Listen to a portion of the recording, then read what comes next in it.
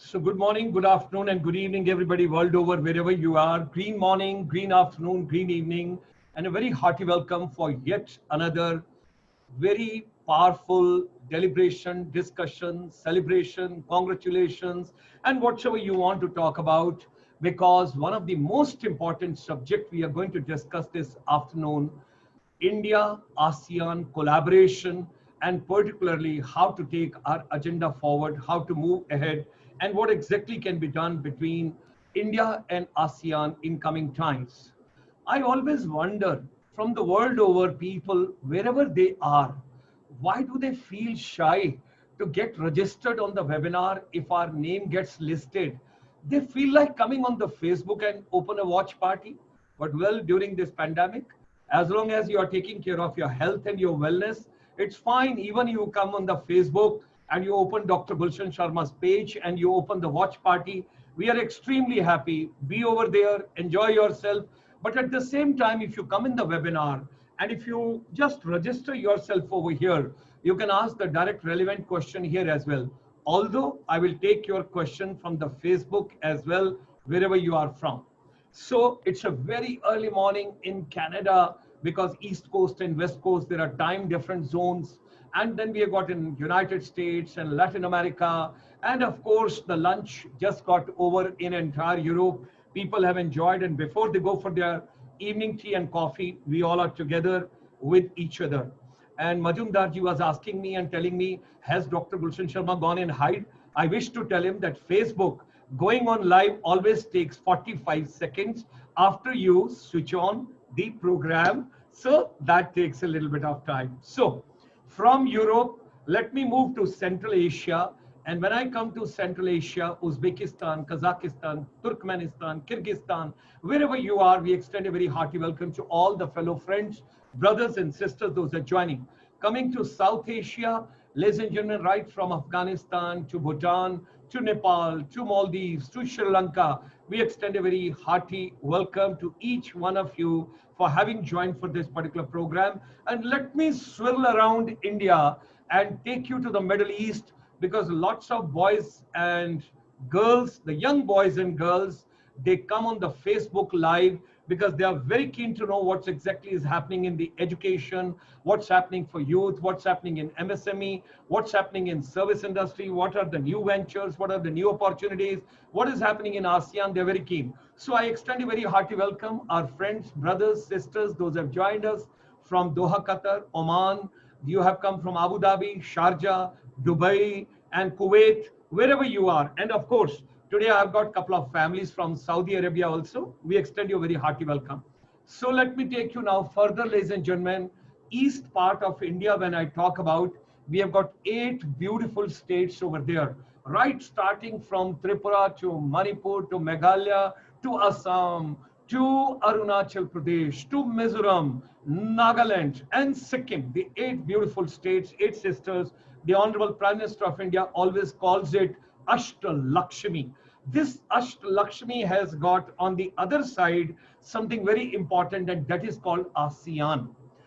Wonderful area, 650 million plus wonderful people, their culture, their cuisine, their art, craft, handicraft, whatsoever you talk about, what a warmth it comes from there. Singapore already has become the hub and the destination for a couple of things in entire Asian continent, and we are proud of it. We are always very happy to see that what all is happening on that shore. Then of course the Myanmar, Cambodia, Laos, Singapore, Malaysia, Thailand, Indonesia, Philippines, Brunei, and Vietnam, all the 10 countries. We extend a very hearty welcome to all our brothers and sisters. Today, I have got a couple of families joining me from the Port Louis also, all the way. Ladies and gentlemen, you'll be happy to know 60% population of Mauritius has got origin from Bihar of India, where world's oldest residential university was established called Nalanda, where 10,000 students from the world over and 2,000 acharyas when we talk about the education, empowerment, and system. Going to Seychelles from there, and then of course I'll come to Africa continent also. I am thankful to Honorable Minister Health who is joining us from African continent, and Dr. Mishra ji, we extend you a very hearty welcome for having joined us this program. because you wanted to know what exactly is happening between India and ASEAN. So we extend you a very hearty welcome. At the same time, from South Africa, Zimbabwe, Senegal, Mozambique, Uganda, Angola, all the places wherever the people are joining us, all my brothers and sisters, we extend you a very hearty welcome. So let me roll. And before I, introduce the distinguished guest of this evening, let me just share a few of the slides with you so that we are on the common frequency and we know what is the agenda, what is the discussion, what is the program, what are we doing, why this web series, and what do we want to achieve. So ladies and gentlemen, Monday to Sunday, I don't say Monday to Saturday, I don't say Monday to Friday, I say Monday to Sunday.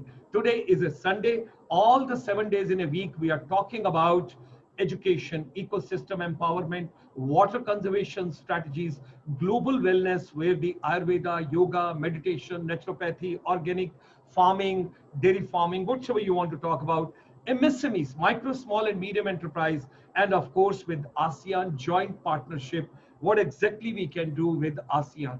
So Monday to Sunday, when I talk about 7 to 8 p.m., you have got a program.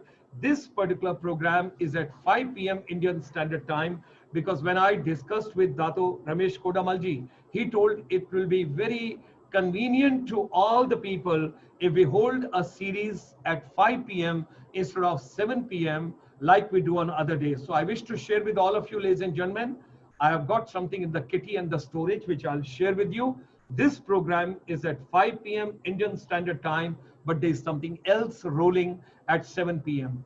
Well, new education policy. Heartiest congratulations to the Honorable Prime Minister of India, the Education Minister of India, and the entire cabinet.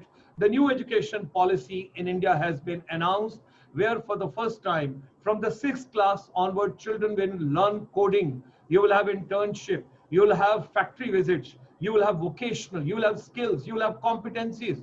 And all the compartments have been removed in the education. Now, no art separate, no commerce separate, no science separate. Now, all of them together as a stakeholder, as far as school education is concerned, child who is studying in science can also take music. And that's why Asha Bhonsle ji, she sent across a congratulations and greetings to the Honorable Prime Minister of India. The child who is studying commerce can take fashion designing and textile designing also. Wow, what a combination, because human brain is so fertile. And please, all of us, those are elder in my age, you do not underestimate the vision, the creativity, and the power and imagination of the younger generation. These millennials are wonderful. Those are born with the gadgets and all. They are so creative and innovative. Start sitting with them. I enjoy sitting with young kids. And when I sit with these kids, I learn so much and I pick up so much. So ladies and gentlemen, that we will be talking about. This is our entire program, what we have got Monday to Sunday. And of course, details we can discuss later. 7 p.m. today, you will have micro, small and medium enterprise every Sunday, 7 p.m. You have got, because our chamber ICSI, and I'm so grateful to the Honorable Finance Minister of India, Nirmala Sitharaman ji, the other day she announced that now the manufacturing and the services will be brought at par. 3 years our chamber had been going to the doors of Ministry of MSME, giving the white paper, roadmap, action plan, vision document, whatever they wanted. We told them service industry is the future. You got to bring the services sector in the gamut of the manufacturing sector if we really want to help. And ladies and gentlemen, we all know that during this COVID-19, the MSMEs, they have suffered the blow. They have been hit hard. So we got to do the hand holding. So entire strategy on the MSME, we discussed from 7 p.m. onward, and none other than the technocrat and a professional who was the CMD of the NSIC, Ministry of Commerce, a Ministry of Micro, Small and Medium Enterprise. He's the person who initiates and anchors the discussion every day. So ladies and gentlemen, our chamber from morning 9 till evening 9 o'clock, every day we are with all of you. And our efforts and our strategy is how to reach out everybody and help out. If any education system anywhere in world, you need any kind of an hand holding during this pandemic lockdown, complimentary basis, our chamber would be more than happy to help you. whatsoever way we can. This is the last slide before I introduce my today's warriors, today's guest, distinguished guest. Whatsoever human mind can conceive and believe, ladies and gentlemen, whatsoever, it is not my statement. It's a book from the Napoleon Hill. If you go through that book, between the lines, each and every sentence and word of this book, oh my God, Napoleon Hill has written, whatsoever human mind can conceive and believe it can achieve. It's very much possible. Let's come together. Let's make the entire system powered, empowered, and particularly education relevant, because education is the base of human development. Education is the base for human peace, prosperity, and the growth of the entire world. All of us, we can live peacefully if we get right education at right time, in the right proportion, in the right quantity, in the right packaging, in the right price. That's what is the need of the hour. Ladies and gentlemen, we extend a very hearty welcome to Dato Ramesh Kodammal ji, the chairman of the ASEAN-India Business Council, Malaysian chapter. He is the co-chairman of the ASEAN-India Business Council. He is currently a council member for the Malaysian Associated Indian Chamber of Commerce and Industry since 2013. He is also the member of the Malaysian National Committee for Pacific Economic Cooperation. He is the chairman of the Goldtex group of companies, founded in 1973, specializing in import and export of garments and textiles, as well as manufacturing of home furnishing.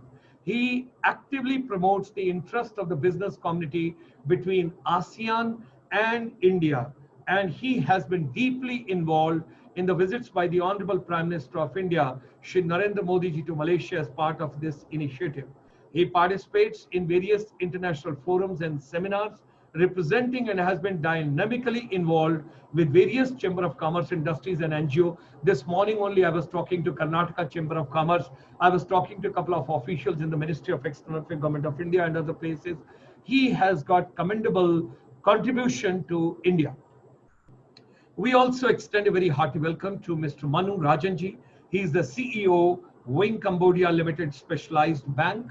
He brings over 2 decades of hands-on learning across an interestingly diverse blend of advertising, analytics, telecom, and consumer finance and fintech.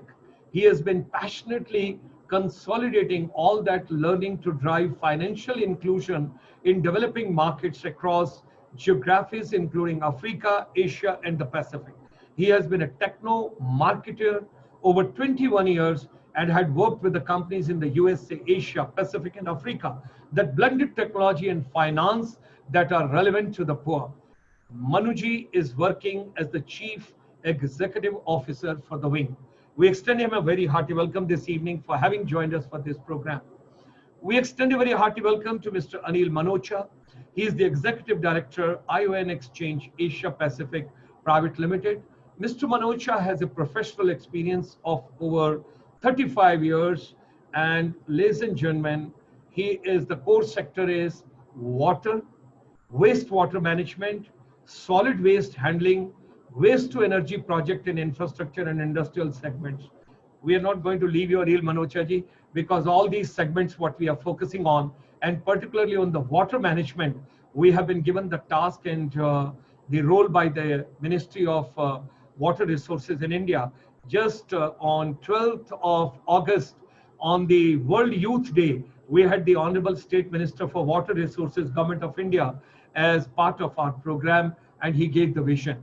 He has been actively collaborating with the various stakeholders, technology partners, government, financial institutions, and customers, utility service providers in offering 360 solutions to customers. He specializes in offering total recycle solution. Wow.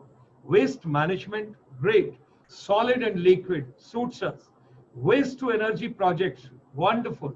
He is based at Singapore and has been working with various stakeholders in Asia, Middle East, Africa, India, and other parts of the world in offering practical solutions.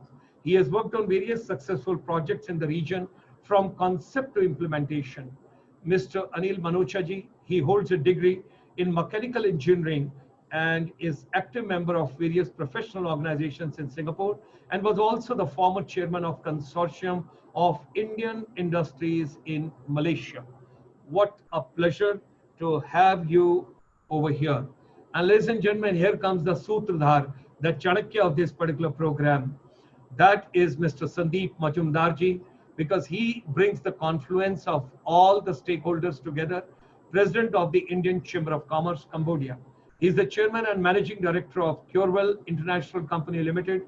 Polite and sophisticated, Mr. Sandeep Majumdar has an unmatched business sense with strong conviction in ethics and relationships.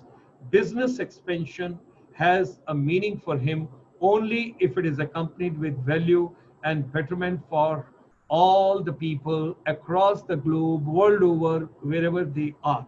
So with these words, ladies and gentlemen, let me drop the curtains and get all the dignitaries right over here and hand over the platform to Mr. Majumdar to take on today's proceedings and kindly conduct the program, kindly take on the program. You got to unmute your mic, Sandeep Majumdarji. You got to unmute your mic. And with that, ladies and gentlemen, India, ASEAN, and of course, very special focus because a lot of people are joining us from northeast part of India, the 8 beautiful states of India, which is called Ashtalakshmi by the Honorable Prime Minister of India. With these words, Mr. Sandeep Majumdar. Thank you, Dr. Gulshan. Great job, as I always keep saying. We are today indeed very happy to have Dr. Dato Ramesh with us. I have heard you, Dato Ramesh, earlier, and it is so fascinating to have you today evening as a speaker. Now, of course, since you are very close to Cambodia and you are chairing and having so many portfolios which you are handling, including, as Dr. Gulshan just said, you are chairperson of the group for garment factories as well. Cambodia, as you know, the biggest export of Cambodia is garment, and Malaysia Chamber, which you are heading, Indo Chambers, and Cambodia would like to have, INCHAM would like to have you sometimes at your convenience. Maybe, of course, this year is difficult to travel, maybe sometimes coming year. It will be our pleasure to have you and Dr. Gulshan. Dr. Gulshan, of course, he's already in waiting. We need to discuss his dates for the coming year. And we would look forward to see you both here in Cambodia to have an event together with us in INCHAM. So first, without any further delay, we would all look forward to hear from you, Dr. Dato Ramesh, and our first speaker would be you. So over to you, Dr. Dato Ramesh. Thank you, Sandeep. Dr. Gulshan, thank you once again for inviting me for today's program. I've been with you for a long time now, and I personally feel that every day when I speak on your platform, there's something more to learn, there's more to express, and more to move forward. That is what we are here for. And I think it's a fantastic thing with the Chamber is doing, ICSC, and I believe that this is going to take us forward, and we'll break the ice and come out with something. To my dear friend Anil, who is on the platform, hi, nice meeting you again, Anil. And basically speaking, what I had gone through the last 2 days was that last Thursday, I had a meeting with the Indian Minister of Railways and Trade, Mr. Piyush Goyal. And yesterday we had the ASEAN-India consultation at the AEM in Vientiane, but it was virtual. There's a lot of interesting things which are happening between ASEAN and India. I must highlight. There are a lot of recommendations which are given from both sides. As you all know that today India has not decided yet. The opportunity to India is still open to join the RCEP. But India has not taken the move to confirm or deny. Earlier they said that they might not be joining in. But from the ASEAN side, we have always kept India's options open because we feel that India is a huge market. With India joining the RCEP, we all are going to have a greater advantage over things. But having said that, ASEAN and India have got a free trade agreement, which we called it AFTA, ASEAN-India Free Trade Agreement. Actually, that has already been signed for the last 10 years. And now we have to review it. Reviewing it means we have to see what are the areas which ASEAN expects India to open up, vice versa, what India wants from ASEAN. Is actually a lot of negotiations which is going to take place after this, and we will see how the outcome of the renewal of the ASEAN-India Free Trade Agreement would be. Where India's minister is concerned, he has been with a very open mind, and he has always believed that the relationship with ASEAN and India is very important. And vice versa, the ministers from ASEAN are strongly believing that India is their nearest neighbor, and we have a lot of opportunity working with India. As Mr. Gulshan has mentioned just now, that the Northeast states are actually border areas of India, and there's a lot of opportunities that we can work with. Some matters were brought up at the meeting. We also feel that at the Tidal Highway at the border of Manipur, they would like to put up an hospital where ASEAN can send its people for treatment. So there are good things happening.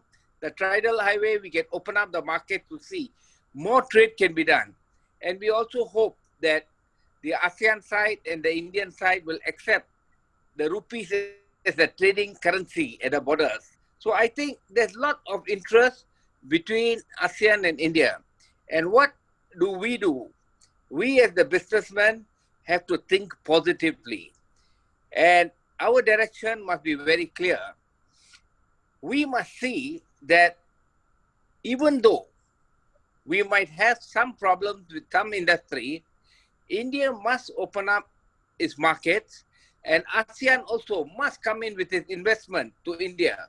Only then there'll be a matching situation.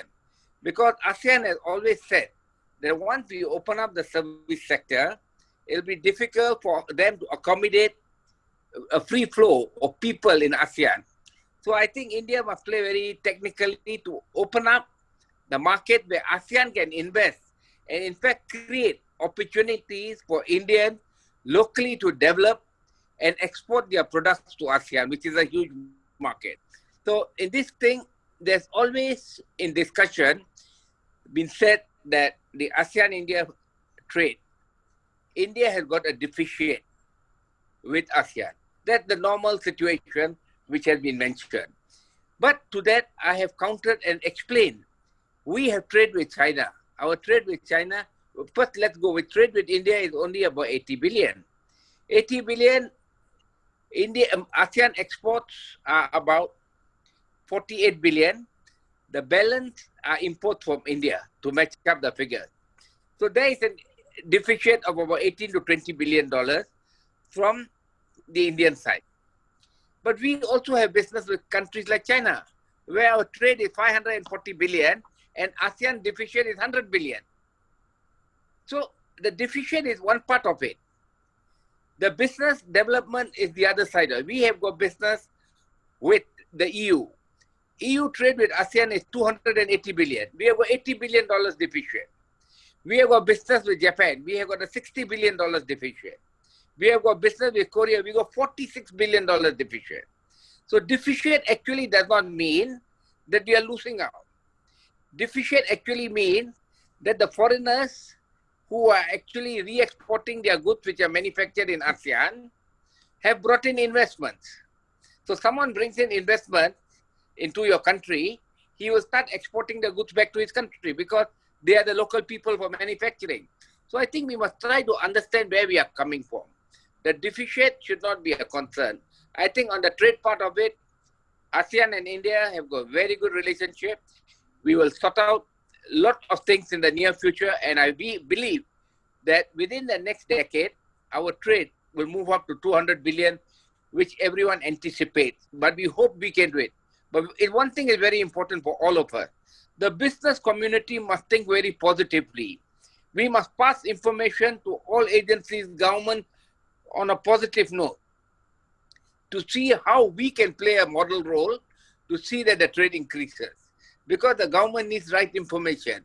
And we must explain to them that if we do it in the right manner, we can increase the trade. India has sometimes little concern that the industries in India will be affected because they have got a domestic market. We understand that. if they open up their markets. But I think in the long run, if you open up your market, if your supply chain increases, your production increases, and your exports also will increase. So you'll have foreign direct investments coming in. That's on the part of the trade. And I think there were a lot of good discussions. And these discussions are definitely going to turn up into good areas where we all will benefit. Mr. Gulshan has always said that the Northeast states actually are a take for ASEAN and India. We actually have got a great opportunity if we work with the Northeast states because we are on the border. There's a lot of inter-border trade which can take place between the border countries. And I think we should be prepared for it to create Northeast into an attachment of trade with ASEAN. And ASEAN must move for Indian products working with the Northeast. We have got the roads coming up there. We want to build up hospitals there. We want to use the local currencies there. So there are good things happening. Again, Mr. Gulshan comes up with the idea of education. Now, my dear friends, if you really look at it, this pandemic which has taken place is very disturbing. We can say whatever it is, but we must understand one thing. With this pandemic, the poverty level in every country will increase. And looking at India's huge population, even if the poverty level increases by 5 to 6%, it's 100 million people. Poverty level affects education. Poverty level affects education, and we must also club in to see how we are going to manage this when the pandemic is over. We need to help all those who are affected. Businesses will come out of it, but then people who have lost employment, certain businesses which have closed down, whose children are still being educated, how are they going to manage? How are they going to bring up their children? How are they going to take them forward? I hope a group of people, a think tank, can start thinking towards this, because this is a very important area which all of us should look into it. This pandemic is definitely bringing a number of people into the poverty level, and this is increasing. Even the United Nations study has proven that. So I hope that the chamber, ICSC, can work out a formula, get around people to support, to help, to create platforms, to create foundations which can help the poor children, their families, to educate the children. If not, we are going to have a gap of another 5 or 10 years where certain children won't be able to complete their education. And that is going to be very disturbing for all of us. So we hope that we can look into this aspect and move forward to help the children. Yesterday, I think, or today in MANCPEC, Prime Minister Modi ji has spoken about the apps which the youngsters and startups can develop. I think that's a fantastic idea. The Atma Bharat app, which he has spoken about. I think India has got so much of talent in technology, and if we can all work together from the ASEAN side, we are all going to get a lot of input from the startups in India. India is actually a bank of startups. Like how you say a bank of money, India is a bank of startups. And we in ASEAN can actually work together with them, support them, finance them, bring them up, link them together with us so that we both sides can benefit. Startups are the people who come up with ideas, but they lack funding. So we should work with them at an early stage, grow with them to bring up these companies. As Modi ji has also expressed, the startups are today $1 billion companies in the stock exchange, but they were all startups at one time. So what are we businessmen doing? Why aren't we looking at it that we have got a pool of brains who can work out and work on things? Why don't we tap them, tap the resources? I have also said earlier in my talk, whenever we Google, we get messages of Indian top CEOs in the Fortune companies. We said all the top CEOs in US are Indians. That is pride to us because Indians are all CEOs in the top companies. But what have we actually done from the Indian side to speak to this group of CEOs to bring back investment to India, to help the foreign direct investments coming back to India? We just don't want Indians to become the CEOs in the world. They must contribute back to a certain portion back to India so that I think India can move. India needs FDIs coming in. India needs progress for growth. So as looking at it, I think the chambers should start speaking to who these foreign investors coming in. Just for your information, we have a 500 Fortune companies. And out of the 500 Fortune companies, there are about 370 Fortune companies who have already invested in ASEAN. So what does that prove? That means the investments are coming into ASEAN. So we must get a plan working to see how we can tap our brothers who are CEOs of companies, the huge companies, explain to them, why don't please come back and invest in India also. We are always, in ASEAN, we always do that. We always speak to our people, please come back to your home ground, whether you're a Singaporean, whether you're a Malaysian, whether you're a Filipino, we tell them, please come back. I think India should have a special program on this to woo back the NRIs who are overseas and who are doing very well to come and support back so that we can share our prosperity externally and internally. It is no point sharing our prosperity externally and we forget it that internally we have not done anything. So I think these are my views today. And for ASEAN, I think we will definitely be working closely, and the International Chamber is actually under Mr. Gulshan ji has been working very positively on all issues to see that how they can link businesses, they can link people, they can link opportunities. I think this is what actually we should be doing. And that is the right track we are going about. And I hope that within the next 10 years, if we are all still around, we'll see that our results, what we are working for today, would have actually bear very good fruit. And everyone will say that that was the right direction we have taken. With that, Gulshan ji, thank you very much. My dear Sandeep, thank you very much. And I hope we will meet again. Yeah, thank you. Thank you, Dr. Ramesh Kodammal ji. I think your presentation and your words of wisdom has really forced me to make few points, which is really very meaningful to all of us. What you said is very correct, that whether it's an Indian outside India or a Malaysian outside India or a Singapore outside India, once they are successful, they should contribute back to their homeland. That is a very well point addressed, and we should all look into. That includes even smaller business people like us. Whatever small thing we can do for our country and homeland, we should try and do. I recall when I have an office in Vietnam for 20 years, and all of you would have visited Vietnam. There is a particular District 7, if you go, and it seems that you are not in Vietnam. It seems like a developed European country. It is a colony, that the whole area. Now, when the first time I visited that, I wanted to know more about it, that how come the whole city is different and this part of the city is totally different. And then as I was expecting it, it was done by those Vietnamese who were abroad for 20, 25 years. They learned, they brought those good things that they have learned and they implemented it in one part of the city. So like this, if collectively we all do in a small way that we can, that our country gets benefited more and more.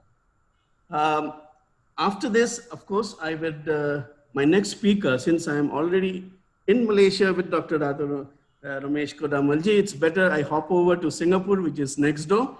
Our next speaker would be Mr. Anil Manocha ji. Now, Gulshan ji, you did mention about catching hold of him for the water things that are a dire necessity for every country, and even so more so in India. but I think I will catch hold of him before you because he's just next door to me and is closer to me in distance wise. And he's also into renewable energy, which is also an area of my interest. So anyway, let's hear from Mr. Anil Manocha ji. You do not need to introduce yourselves. You can, yeah, yes, please. Yes, can I just say a word here, before we hand over to Manocha Saab, I take a proud privilege that our chamber president has joined from Thailand. Okay. Just come, Pantrak Narula ji. You got to unmute your mic, Narula Saab. Narula Saab, you got to unmute your mic. Yes, you can. Ladies and gentlemen, here is the president of ICSI, International Chamber for Service Industry from Bangkok, from Thailand. It's a proud privilege because I just sent across the invite to you that today we are having this program, and he quietly came into the attendees. I said, you can't be in attendees, you got to be upgraded and you got to come in the panelists because it's your program, it's your program. So thank you very much. Okay. And we can go to Anil Manocha ji, and thereafter, finally, we will have the words. Dato ji, you wanted to say something. Yeah, yes. Dato ji wanted to say. I beg to take my leave. It's 8 p.m. here. I have got a dinner appointment and I will be joining you all. If there's anything, please contact me. Gulshan ji, I've got my number anytime. Thank you so much, everyone. Thank you. Yeah. We are grateful to you, sir. We are grateful to you. Thank you, sir. Manocha ji.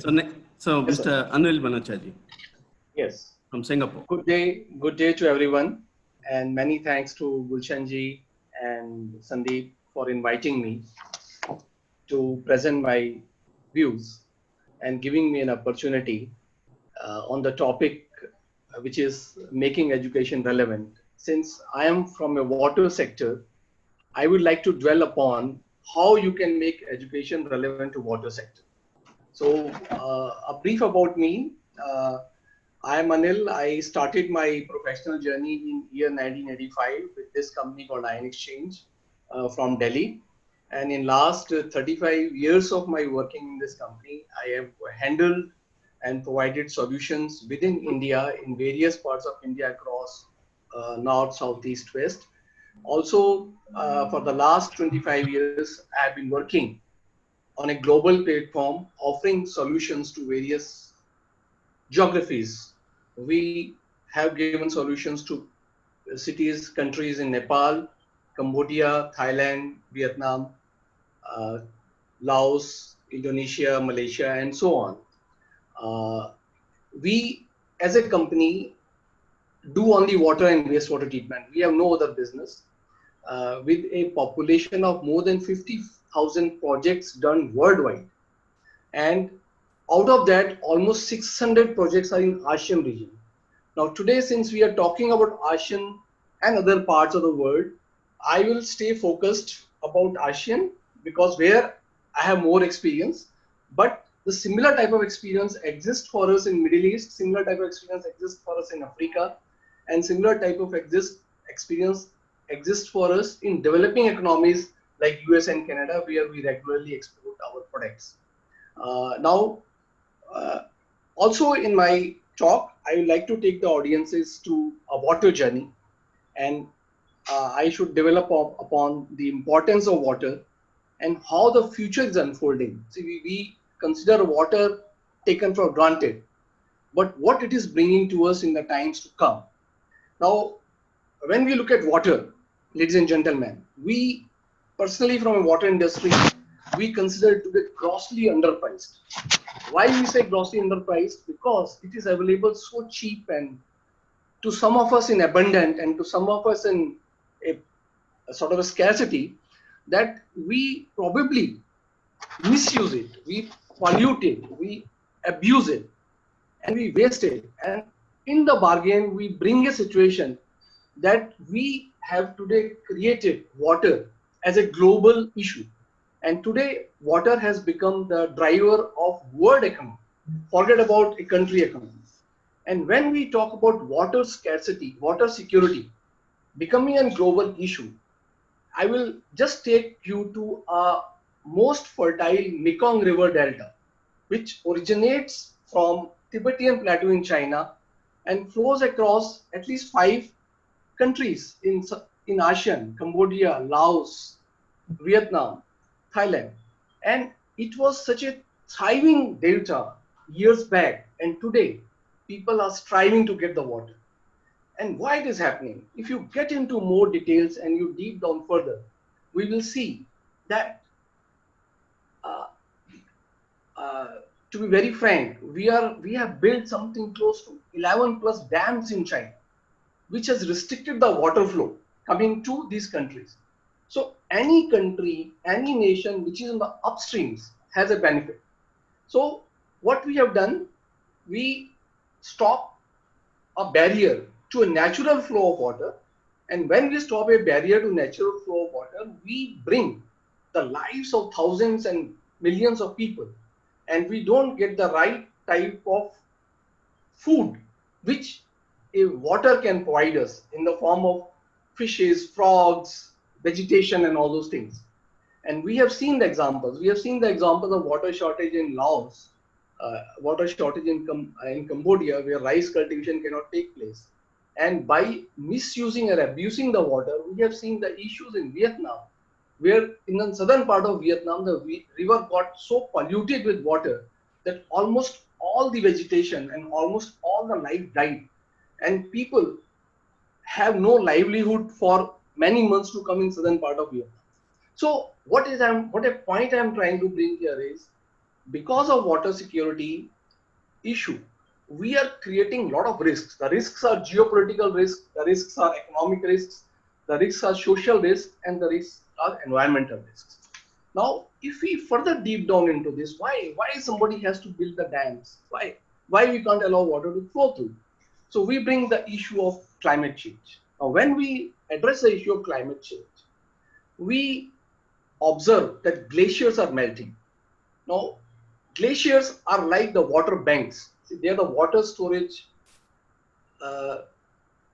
gift nature has given us. And once they melt, they ultimately go down to the sea. So if I have to run my country, or if I have to run my city, or if I have to run my home, I will build some sort of storage facility for the heydays. That happens in our day-to-day lives, because when we know that tomorrow water is not coming, I fill up tanks. When a country know that they don't have water for tomorrow, they build dams. So this is becoming. Now, because of this glacier, the sea level increases. And when the sea level increases, we will see that more than 200 million people live closer to 200-kilometer radius of the sea. Means what? We have a issue hanging on us, or extinction of certain countries or certain lands. Means what? We are trying to bring a technologies which can create sea walls, which can create some sort of technology by virtue of which we can stop this sea coming to the land. So what? We are bringing a education which is towards water modeling technologies. So water modeling technologies becoming and taking a predominant role is what a education can offer. Now, let's go to next subject. The world population is likely to cross 9 billion by 2050. Now, when it crosses to 9 billion by 2050, the food security for these people has to be enhanced. The production of food crop has to go up by 70%. So when the production goes up by 70%, you need water. And today we know 80% of the water which is available on the rivers or underground is used for irrigation purpose. So do we have enough water for providing food for our people? Probably answer is no, or answer is yes, depending on how do we manage, or how do we try managing the water. So this brings the concept of bringing efficiency in food. When you try to bring efficiency in food to feed the people, which are going to increase, so we are somehow trying to bring a synergy between water, food, and unless in order to provide water you need energy. So we bring the concept of food, water, energy nexus. And once you talk about this concept, again, education plays a great role, that as a water professional, I should not look only at my field. I have to integrate with food, I have to integrate with energy, and I have to find a holistic solution. So means I'm going to work into more efficient solutions. Now, when I'm working for efficiency, then we bring the concept of more crop per drop if it is food, or more output per drop if it is for industry. So certain tonnage should produce more steel, certain tonnage of water consumption should produce more oil, certain tonnage of water should produce more crop, and all these concepts. So we talk about the concepts of 3 R's: reduce, recycle, reuse. So when you introduce these concepts, again, you're talking some form of an education or some form of system coming into the people. Now, when you try to address these issues, what comes? As the industry is transforming into Industry 4 norms, we are having UN sustainability goals. So we, again, if I have to find a solution, we have to use the technologies related to data analytics, artificial intelligence systems. So again, management of technologies becomes another field where we offer this type of solutions to people. So this is on a very global level. Now, when I look at India, when I go back to India, we have a very famous kahavat, and I will talk it in Hindi: "Ghat ghat ka pani piya hai." See, what do you mean by "ghat ghat ka pani piya hai"? See, it means that a person is so experienced that he knows everything about everything. It brings another point that water quality is not constant at every point, every source. Each source throws a different challenge with respect to water quality. Means each source needs a water professional to guide what sort of technology you need or what sort of product you need for managing your work. Today, unfortunately, when we talk about water and when we talk about common layman, we talk about RO laga lo ghar. But RO is not a solution, See, you waste so much of water. So there could be a better solution than that. So means you, within the water, you have to deep dive into what type of technology and where to be employed. In India, we have so many issues. In India, we have issues of quality of water. We have issues also related to health of people. In Northeast, if you visit, we have the issues of arsenic. We have the issues of fluoride. We have the issues of kidney failures. You go to Bangladesh, people are dying because of kidney failure. People are dying because of fluorides or heavy metals. So people are dying because of excessive fertilizers we use. So what do? We need to have some solutions, and these solutions can come only from people who have experienced it. You cannot get these solutions from Europe or US or somewhere, because where the water remains constant with respect to quality and quantity for throughout decades and centuries. Here, my water changes every hour and every minute.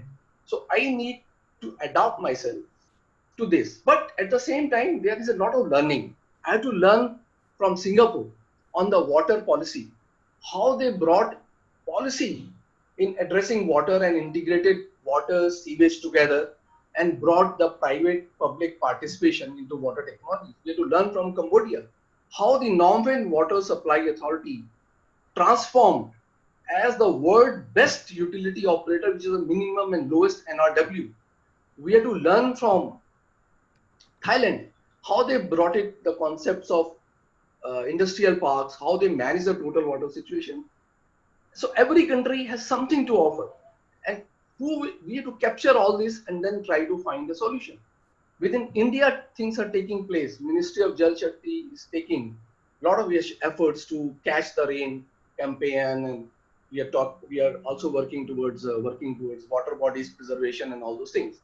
So I will say that it is a very complex and simple issue to manage. Since I have a limited time, I will take a pause here. I wanted to sensitize the audiences, and I want to sensitize the team here to see that water has such an importance in the industry. And we should also understand that where we live in the earth, and we inherit this earth from our ancestors. We have borrowed it. We have not inherited, we have borrowed it so that we can pass it to our children. So we have to ensure that we protect our universe, earth, so that we leave back a legacy where our children don't say that you mishandled the resources and we are suffering. Thank you very much. Thank you, Mr. Anil Manocha ji. It is really the topic that you are mastered in, and what you said is, I think, every household concern, and it should be, as we as parents, teachers in the schools, I think we should be taught from the ground level itself, that what is the importance of maybe water, maybe electricity, maybe the food, and wastage in any sector should not be appreciated or tolerated. If we can teach in our house or our relatives or our friend circle, and we can make the future much better. I remember in April, you are in from this sector, you would be aware that in the month of April last year, there was an announcement that in South Africa, a city of Durban would be off the water in April 2019. Now, you would just consider the crisis which people would have thought about. And they would have never thought, while wasting water, that a situation will come that the whole city will be forced to buy water, which is a bare necessity of any human being or any city. Similarly, when we are all of a sudden we are at home and the electricity goes, at that point of time we understand the value of electricity. When we are wasting it, we do not understand the importance of that. When it is darkness, light has gone, we are working on the computer, and then all of a sudden electricity goes, that's when we understand the value. That's when we understand why it is important to save and not waste these kind of cities. Anyway, thank you so much for your presentation, your time. I'm very happy that you accepted my invitation for being a speaker. My next speaker is our friend, Mr. Manu Rajan, who is the CEO of Royal Group in the Wing division. I'm happy that, as initially Dr. Ramesh Kodammal ji was saying, that it is proud that our Indian people are all over the world. And so it is in Cambodia. At one time, we had the IMF chief here as Indian, we had the World Bank chief as Indian, we had so many very reputed institutions where Indians were heading. Royal Group is one of the biggest conglomerate of this country. And we have our friend, Mr. Manu, who is heading the Wing division, which is, I think, the largest microfinance and fintech thing. He has taken his company to a very high level. He got recognitions and appreciation in Thailand. They were awarded very recently, I think 4 or 5 months back. So, Mr. Manu, it's all yours now. Please, are you there?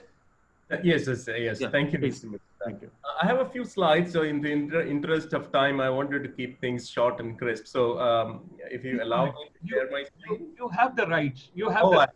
Yes. Yeah. Thank you so much. Thank you. All power has been transferred to you, sir. Thank you so much, Dr. Sharma. So, ladies and gentlemen, this is good evening. It's evening in Cambodia. So good evening from Cambodia. So first of all, many thanks for having me here, along with so many esteemed speakers and authorities in the subject of education and from various walks of life. I'm not from the area of education. As Mr. Majumdar mentioned, I'm the CEO of a specialized bank in Cambodia, which is a fintech company. But in my opinion, education is a process and it is never ending. So therefore, it doesn't matter which functional area you chose to practice or specialize in. Education always plays an integral part in all walks of life. So as CEO of Wing Cambodia, I will be sharing more about how we as a company interpret and use education to stay ahead of competition. So that's right. So education as a competitive advantage is what I thought I will share with you today. But before I start, I would like to briefly introduce, I understand not everybody may not be familiar with Cambodia as a country. We are a relatively small country compared to our neighbors with only 16 million population. And out of the 16 million population, more than 50% are less than 25 years of age, making it one of the youngest countries in the world. And the number of SIM cards in the country is higher, just like any other developing country, making it one of the highly penetrated mobile phone markets in the world as well. Smartphone penetration is extremely high. Social media usage is very high. We have about 9 million Facebook accounts and 128% mobile penetration. Just imagine a 16 million country with 9 million Facebook accounts. Literacy rate in Cambodia is about 77%, as per the data published by the UNESCO Institute of Statistics. And the youth literacy rate is more than 91% among male and female, indicating how important the new generation considers education as a differentiator in their lives. It's in this context that I would like to introduce Wing to the distinguished audience here. Wing Cambodia, as I mentioned, is a specialized bank in payments. Our vision is to drive financial inclusion using mobile financial services. We started 12 years ago, and then since then has led many firsts in Cambodian market, including being the very first failed fintech in Cambodia. So when Wing was started 12 years ago by ANZ Royal Bank, it didn't do well. And it failed so badly that after 3 years of unsuccessful operations, ANC sold the bank for just $1 to the Royal Group of companies, the current owner of Wing. And it was under the Royal Group that the employees of Wing turned around the business to make it one of the most successful fintech companies in the region, and also one of the fastest growing fintech companies in the world. And in the first year of operations, we did about 60 million transactions, $60 million worth of transactions. And now we do $60 million worth of transactions in a single day. And that has been the kind of transformation that the company went through. And today, Wing has become an integral part of Cambodians' life. And the transaction volume last year equaled almost 90% of the country GDP value. So that sort of explains how it has become an integral part of the country's economy and the part and parcel of a Cambodian's life. But this turnaround has been made possible by the employees of Wing, whom we fondly refer to as Wingers. And Wingers are the biggest competitive advantage that we have in the market. And the biggest success of Wing has been its ability to attract these Wingers, then train and retain and keep these Wingers motivated.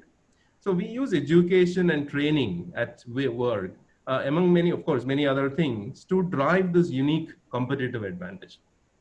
So these Wingers have kept the company stay ahead of competition and the changing times. And they always thought ahead of times. They kept pushing the envelope at work and kept upgrading themselves. And in the process, continuing to stay as one of the most talented and sought after workforces in Cambodia.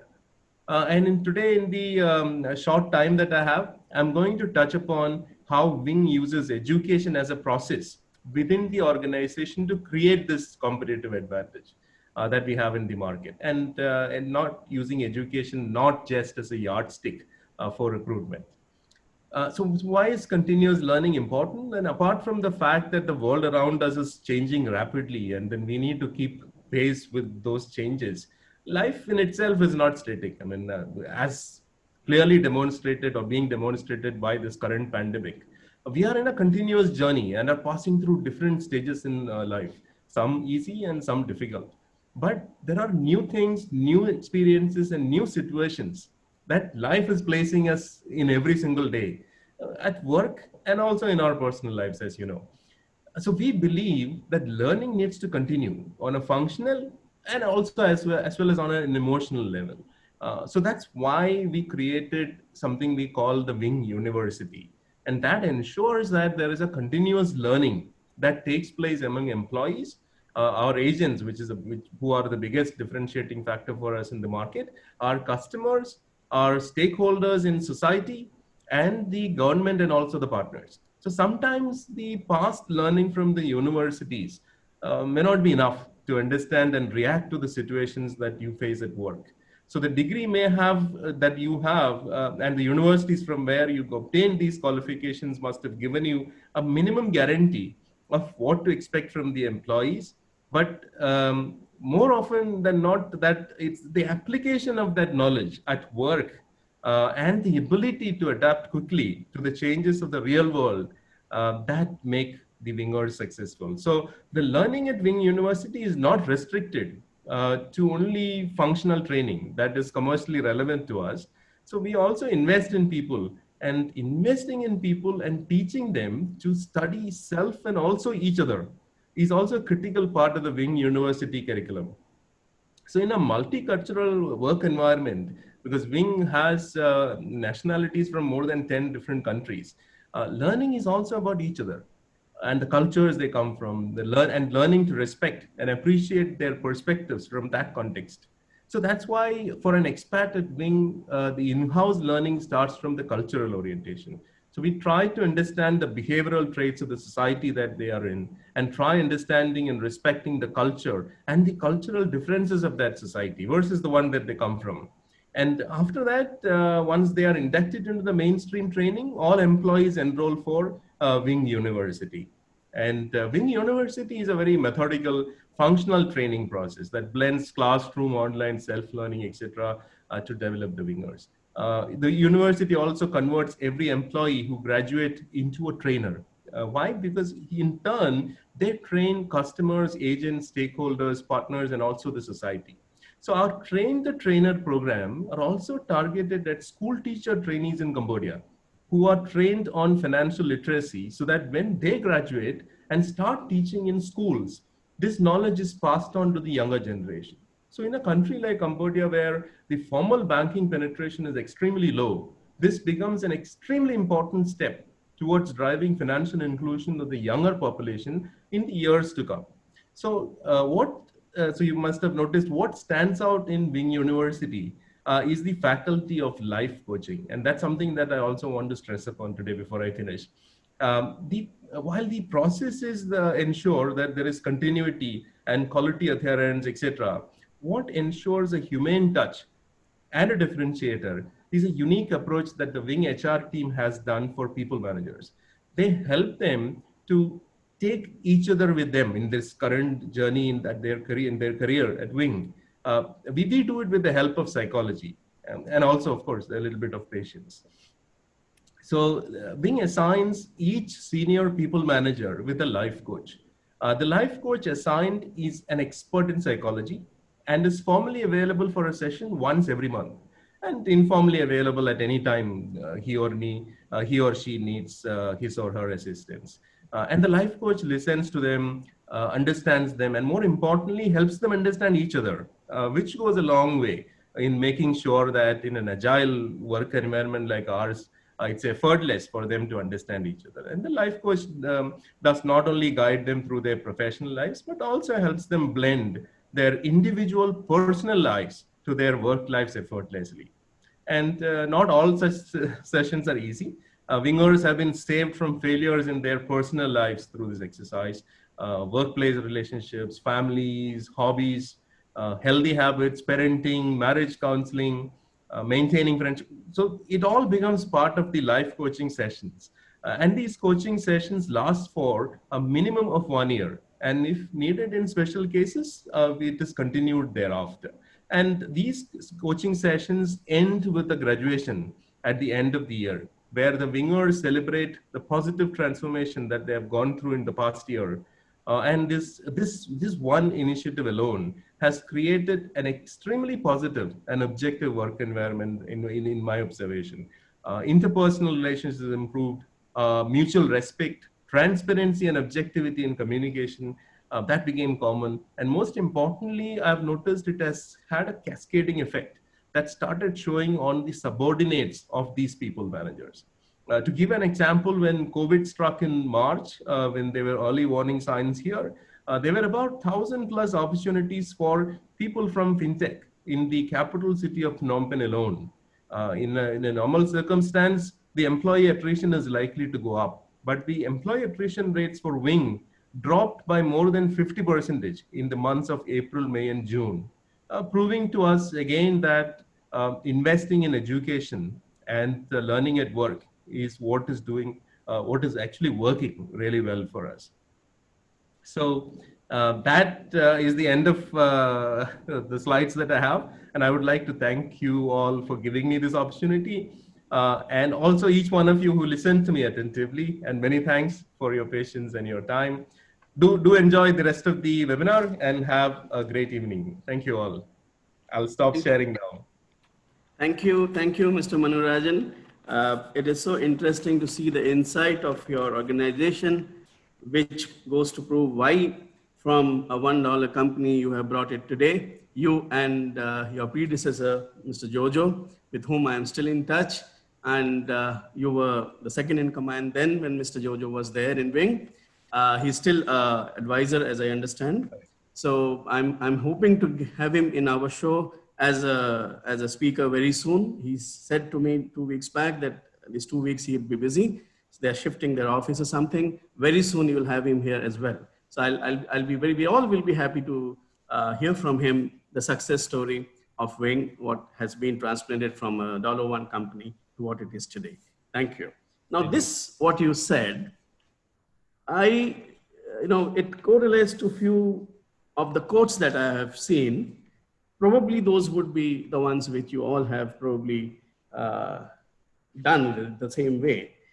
It is a saying that it is better to be unique than the best, because being the best makes you number one, but becoming unique makes you the only one. So I think that is something which you and your management winners, as you say, winners, they would have been following. Then it's also said that if your hard work becomes your habit, success will become your slave. So that is probably what Wing and the entire group of Royal has, whatever sectors that you all have come in, whether it is renewable energy, whether it is banking, whether it is insurance, you have number one position everywhere. And same is the case with Wing. And the secret of change is to focus on all energy, not on fighting the old, but on building the new. And that is again, which is synonymous to your group, which is doing extremely well in this country. And we are all proud to have you as an Indian here, running this as a CEO of the country. Thank you so much for your time. Thank you. And we'd like to have you in our INCHAM events as well, as and when you are available. I know you will travel a lot. So I would like to thank all the speakers of today. Mr. Anil, Manocha ji, of course, I think Dato Ramesh has left, but as to him, Professor Narula ji, Khapkun Khap, from the greetings from Thailand, greetings from Cambodia to you. So, Mr. Manu ji, Professor Narula, and Mr. Dr. Gulshan Sharma, both were here in Cambodia 2 years back. So we were very happy to have them as a speaker. They were here for 2-3 days. Anyway, so now I think I will hand over to Dr. Gulshan Sharma to conclude. Dr. Gulshan Sharma. Thank you very much. Thank you, Sandeep ji. Before I get the closing remarks today from our President, Pontrep Narula, because he gave a surprise to me, and it's a pleasant surprise. It's a scintillating surprise for me, but a few words I just wish to share. Now, for Mr. Anil Manocha ji, there's a lot to be done with you as far as the water management part is to be done, because you will be happy to know that every evening, 7 to 8 p.m., the webinar which we host for the globe, almost about 200,000, that means 2 lakh in Indian language, people, they join us for that program. And we get 5 girls every day from the world, 5 girls from different countries. And after the main speaker, he has done his deliberations.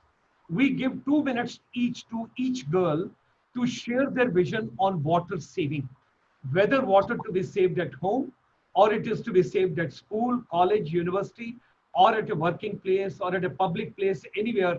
It's a mind-blowing.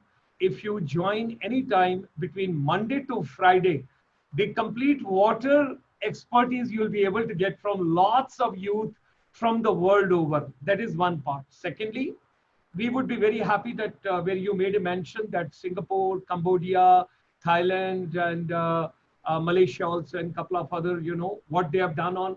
So some comparative studies, some synthesis, something we will take from you.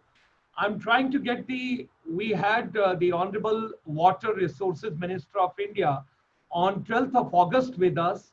That was on the World Youth Day. So now the next celebrations are coming on 5th of September. 5th of September is India Teachers Day, when we are getting 500,000 teachers together on a common platform. And that evening, we are also having a special program on Vivekanandji. So that day, because all teachers and youth will be together, I would request you 5-10 minutes we will take from you, and you can speak something on water which can be done. Now coming to our Manu RajanCEO, I've got two questions to share and to know from you. The Train the Trainers program which you have got, is it only on financial literacy or it is on other subjects also? The one that we take part in, Dr. Sharma, is only in financial literacy. We work with the Ministry of Education in Cambodia to train the teacher trainees in Cambodia across the country. So, sir, one thing, there is a book written by Rich Dad and Poor Dad, the gentleman who is based out of United States, Kiyosaki, or what's his name? I always forget. He's a Japanese in America, and he has written a book called Rich Dad, Poor Dad. And he's a financial analyst who gives, and he says, why don't we teach finance in our education system in school and colleges to give a basic financial literacy?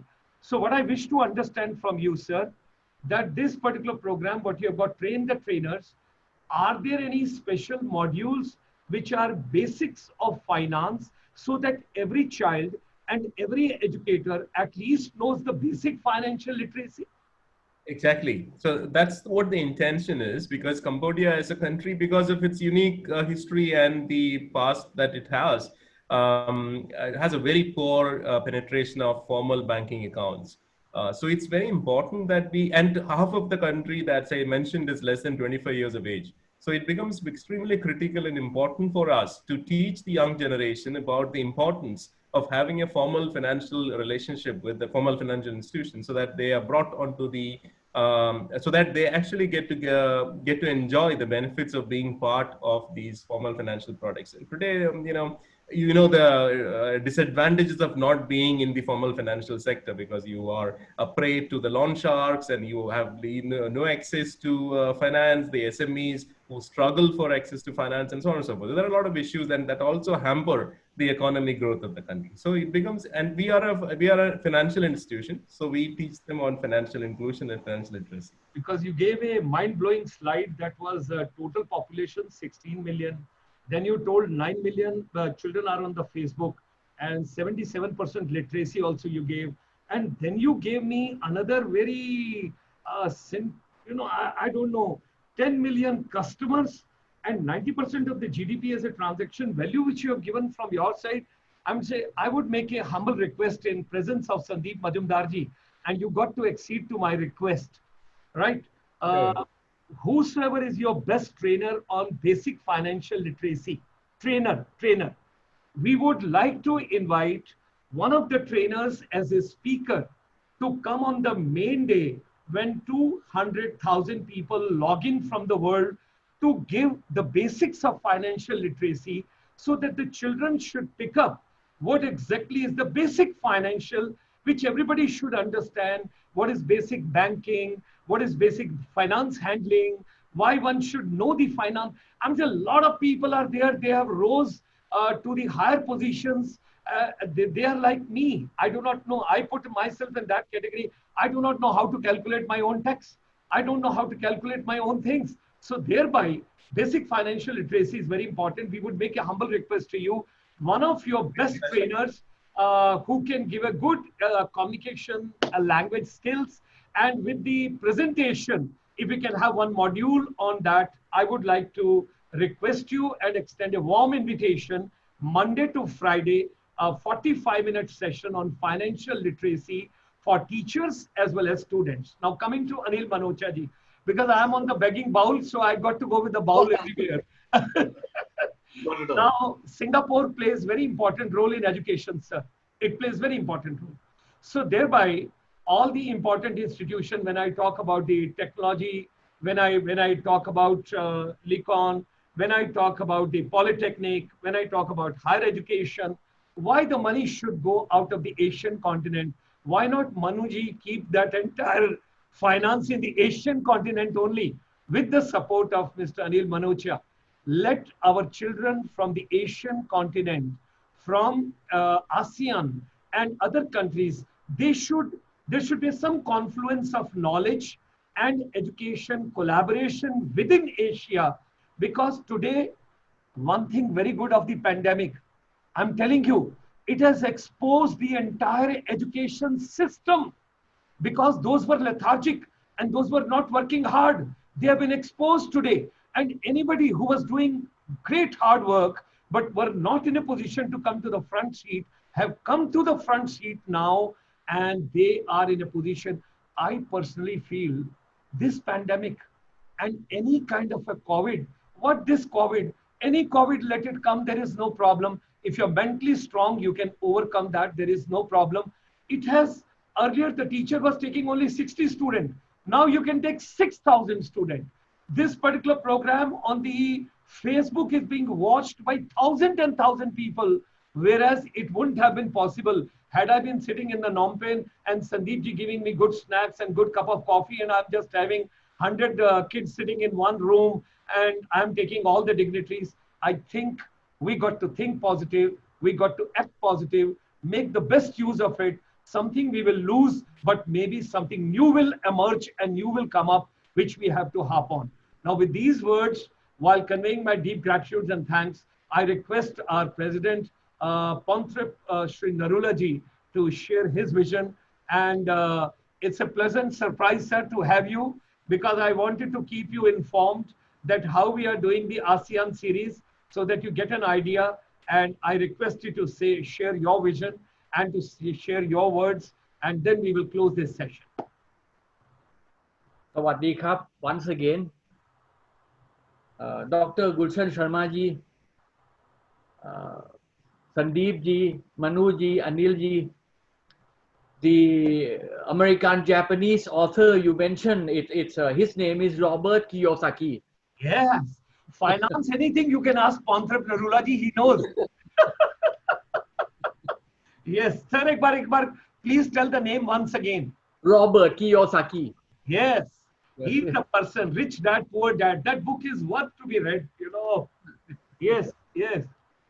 Welcome to the world of ASEAN. ASEAN was born in Bangkok. The city I was born, ASEAN was born in 1967. ASEAN is one of the most diversified places on the planet in terms of race of the people, in terms of religion, in terms of cultures. Despite a lot of diversification, ASEAN is the most peaceful region on the planet. We are 240 million Muslims, 140 million Buddhists, 130 million Christian, and 7 million Hindus. So we are very diversified in terms of religion, yet we are very peaceful. In terms of economic integration, we are second only to European integration. We are very strong. We have a free trade agreement. We have a visa free among 10 ASEAN members. And since I was young, I have been traveling within the region. I never require any visa. And we have a lot of trading link with each other. And we have gone through basically 4 major waves in our history of 2,000-3,000 years. The first wave was from India. It dates back to around the King Ashoka. That's how we got Buddhism in Thailand. Then the second wave was a Chinese wave between 500 to 1500 years ago. Then the third wave was a Muslim wave. And the last wave was a Western wave. The first 3 waves, Indian, Chinese, and Muslim, was mostly peaceful. It's a wave of trade and culture, with the exception of the last wave, which was a colonization. We are very strong globally today. Both India and China look forward to ASEAN as a trading partner, including a country up to US And I'm very happy to be part of ICSI, a brainchild of a dynamic leader, Dr. Gulshan Sharma, and who has honored me with presidency for the very tough year, the COVID-19 year. So I'm very happy to be rejoining today. I have not been so active with ICSI webinar because Thailand handled COVID-19 very well. Thailand is probably one of the best performer in the world in terms of handling COVID, and we never actually have our economy closed. It's a voluntary work from home. We never been ordered to work from home, and we had only a little over 3,000 cases of COVID-19, which is mostly treated, sent back home, about only 100 remaining in hospital, and we have only 58 dead. So this statistics among 6 crore total population, we are the best performers in the world. So that's why my business and all my activities is normal. So that's why I have not been so active in the webinar. Anyhow, namaste once again. Thank you, sir. Thank you very much. So, ladies and gentlemen, my deep gratitudes and thanks to all of you for having joined us this evening.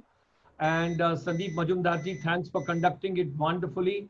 I extend a very warm welcome to Anil Manocha ji to come with the further details which we will work on with regard to, because a lot of work has to be initiated because Majumdar ji is slowly and gradually opening his treasures, and he is getting all the legends now from the different sources. And I'm so grateful to Manu ji, because I would look forward to one of your trainers one of these days, depending on your convenience, after 1 week, 2 weeks, 3 weeks, whenever you want. But we want to give 145 minutes of brainstorming, a mind-blowing session on the financial literacy that has to be done in totality.